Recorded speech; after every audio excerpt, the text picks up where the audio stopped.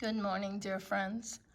This is Lady Sylvia, and the sun is just coming up, and I could see the lines on the clouds, and my birds are still at the feeder,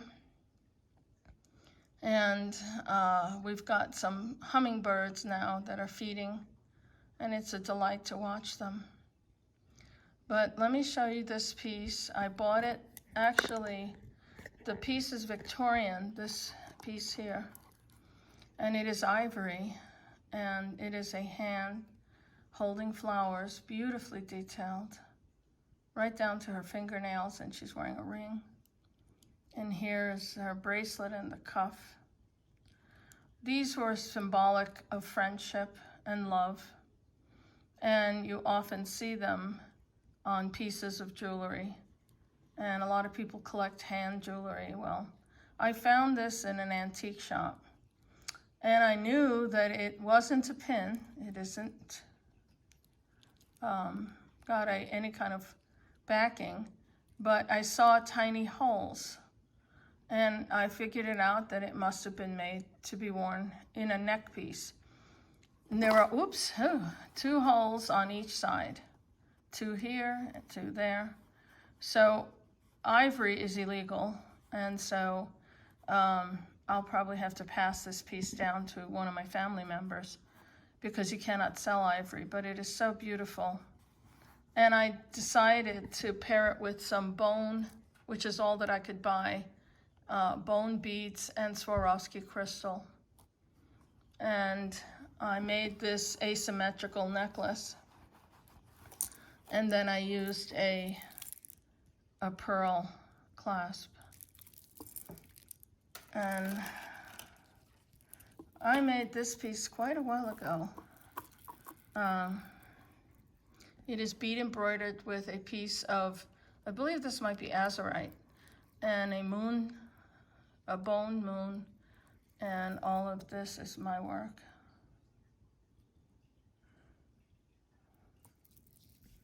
And I'll show it close up. And then what I did was I backed it in gold leather. This piece is one of my first attempts at Kumihimo, which is the Japanese art of braiding. And it makes beautiful jewelry. So I made this piece and paired it with a koi fish pendant with a sterling top. And this is carved bone and painted.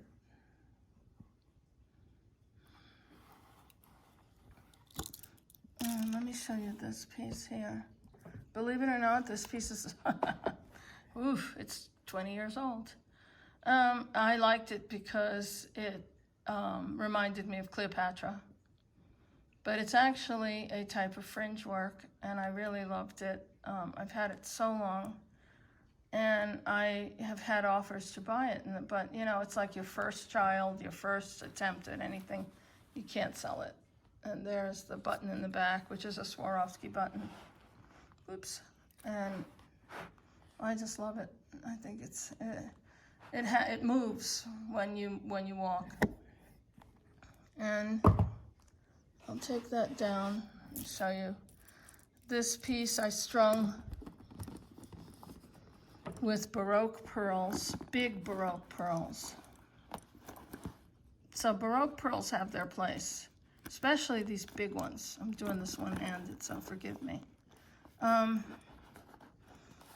Baroque pearls, these are freshwater Baroque. And let me put this stand down, hold on. Okay, you can see, you see how they are sort of with these ridges? That's the natural formation inside the pearl, or the mussel. Because freshwater pearls can be in oysters or clams or mussels. But this sterling silver piece, which shows the Sacred Heart and the arrow and the rose, which is very, here in the Southwest, you'll see a lot of religious art. And this is sterling silver, and I bought this.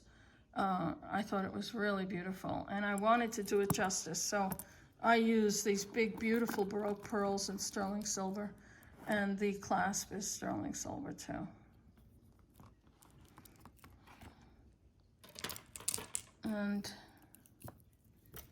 this is using another version of that St. Petersburg stitch. This is in lavender. Things always tangle when you're filming. But this is St. Petersburg stitch. And I used a Swarovski. I think this is called a Cosmic. They don't make this anymore for people to access.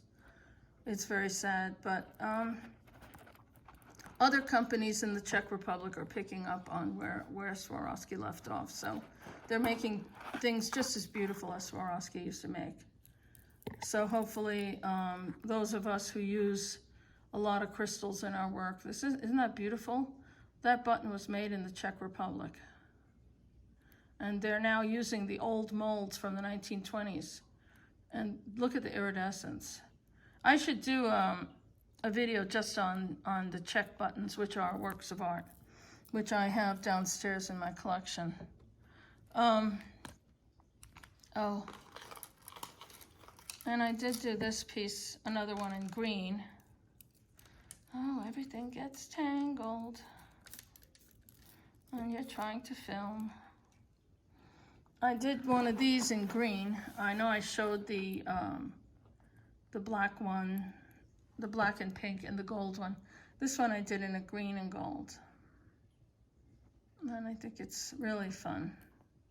And these are beautiful to wear. They're very soft. And there's a big Swarovski crystal inside. And then I made this, boy, years ago. I had the idea to use these chains like they use in rosary beads. But I wanted to create my own dangle. I collect, well, as you guys know, I collect just about everything. But I started collecting antique keys years and years ago.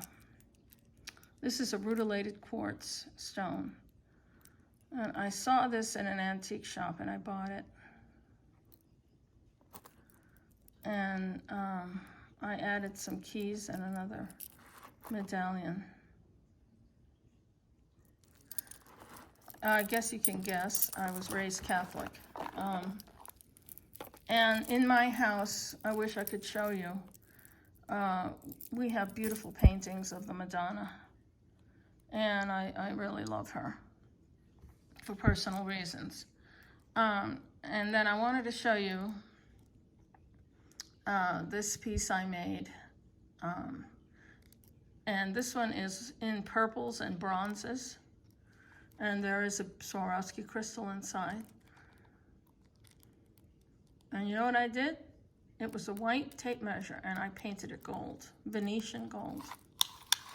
See? Press the center, boop, and it goes in. Then I made this one in aquas and coppers. And I painted this thing black, so it would stand out. Oh, what a pain in the neck it is to get paint all over your fingernails. But it came out really cool. What do you guys think? And last but not least, I wanted to show you a couple of things I got online. These pieces I got from my friend Anna at Vintage Jewelry Galore. And this is a carnelian piece with a carnelian thunderbird. But I actually think I might repurpose this, because carnelian somehow is a very powerful stone for me. I use it in a lot of my jewelry. But I don't think I like the way it was paired like that. And they just use these little things as a bail. I don't know, I don't think that looks right.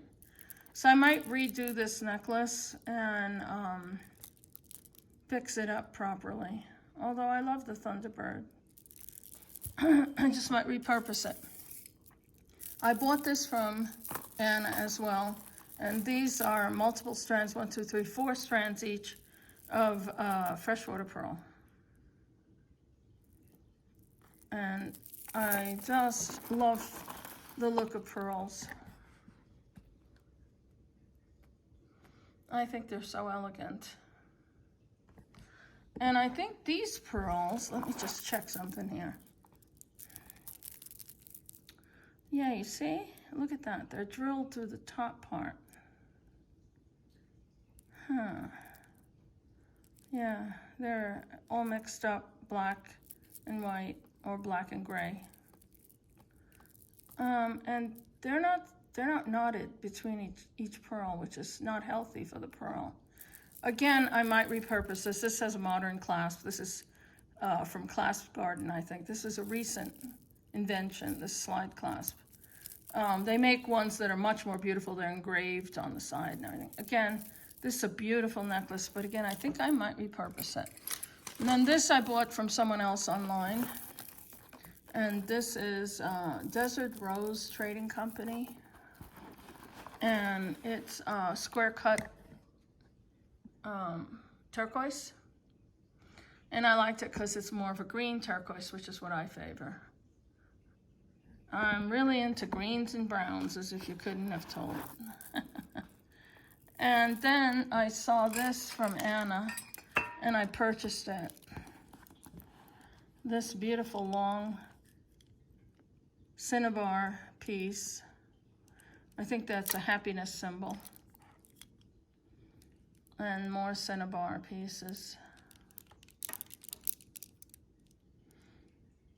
And apparently cinnabar is a technique that is very dangerous. It actually requires layers and layers to be made. And I think it has, well, it's dangerous for the people who make it. But this looks to me to be onyx. And I'm probably going to keep this because I think it's very beautiful. And my husband is Chinese, and I've always loved Chinese art, which one day I guess I'll have to show you some of that stuff too. But anyway, my friends, today I have to go see the doctor, and I'm not looking forward to it because it's very painful. It does give me relief, but he injects medicine into my knees, but the needle is, I don't look at it because it's so long, and just looking at the needle gives me chills. And so usually my husband comes to hold my hand, but it's extremely painful. But this doctor is a very kind man, and he uses ultrasound technology to guide the needle without hitting a bone. But it's still kind of painful because I'm getting old and I have arthritis in both my knees. And so hopefully I'll be okay. I know I'll be okay. It's just I'm a big baby and it's painful. Also, I wanted to remind everybody out there to send your prayers to Puerto Rico. I have a lot of family there, and including my dad, who is 94 years old, and he's in a nursing home. And I know they have a generator and extra food and batteries and medicine, but the town inside the center of Puerto Rico, where my family, most of my family comes from, was actually flooded horribly. And I'm very, very worried. And all the power lines are down, so we can't reach anybody. So send your good wishes and prayers. I really appreciate it. Thanks so much. God bless you all. I'm sorry I get emotional, but I'm really worried about my poor dad and the rest of my family out there. Take care. God bless you all.